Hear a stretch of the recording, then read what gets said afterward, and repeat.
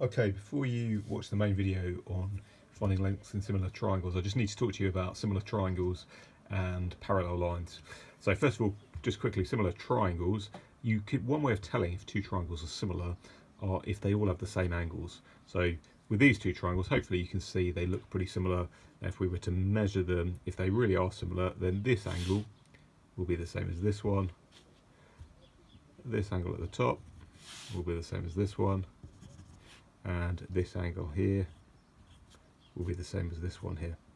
So if you've got two triangles, clearly they're different sizes, but if they've got the same angles, then they are similar triangles, and you can use some of the stuff we did last lesson to work out lengths.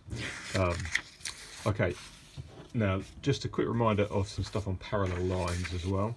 So some stuff you will have done previously. I've got a pair of parallel lines here and this line going across them both. Now if I've got a pair of angles like for instance this, so this one here and this one here. Now as I look at those four angles around there and these four angles here around here, you can see both of these are bottom left angles. They're in the same place in relation to those four, and they are equal, and they're called corresponding angles. You've got a pair of corresponding angles there.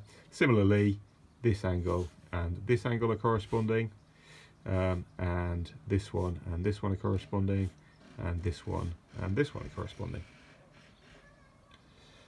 Okay, so the other thing you need to know is about alternate angles. So again, talking about parallel lines, if we've got a line going across here and we look at this angle and this one, so they are on different sides inside the train tracks, and they are known as alternate angles. And again, alternate angles are equal.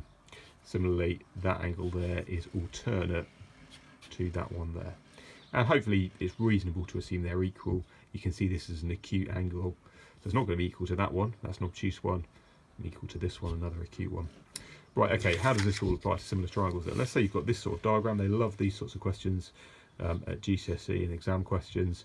Now you've got two triangles here. You've got a small triangle and a big triangle.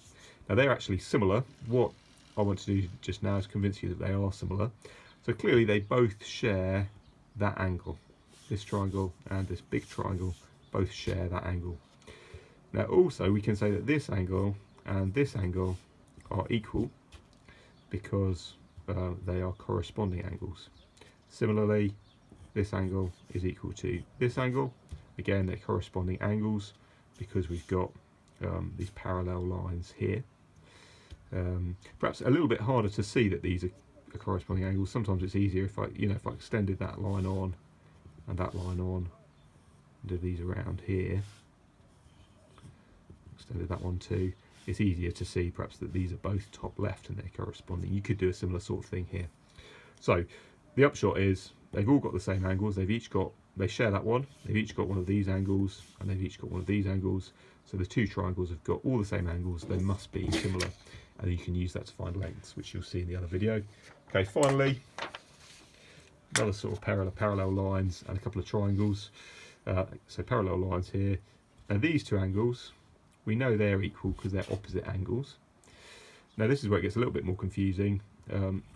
This one here, this angle here, is equal not to that one, but to this one, because again, if I extended these parallel lines on a bit up here and here, perhaps it's a little bit easier to see that I've got a pair of alternate angles there. Similarly, this angle is alternate to that one. Okay, so yeah, again, we've got two triangles and they've got the same angles. These two are opposite angles, so they're equal. They've both got these to pair, and they've both got that angle. Those two are equal, and they've both got this angle. Those two are equal. So you've got two similar triangles, and you can find lengths as we've done previously.